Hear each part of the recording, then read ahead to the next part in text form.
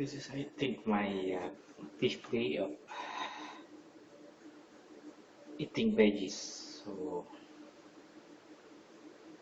doon ang kulay ng kalabasa. It's actually kalabasa or ingredients.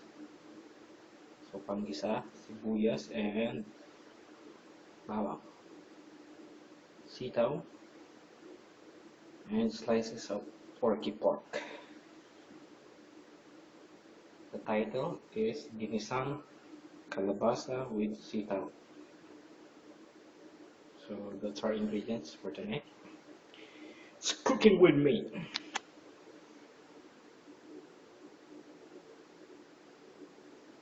Let's check later. Okay, this is now the product of the combined ingredients I've shown you a while ago. Ginisang kalabasa with kibal or sitaw in adobo size. Masarap kasi again with Babsi. It's part of the ingredients. So now boiling, gulo.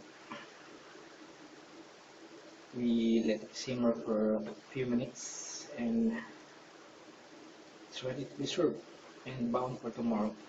I think it's my 5 days of less carbo intake.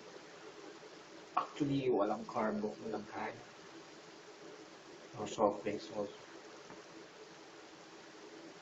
Water and little chocolate, some chocolates. Chocolate drinks.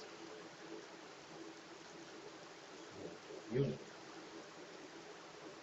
Try natin kung tatagalan natin for 2 weeks or more. Do it. Because I did it before, so I can do it this time also.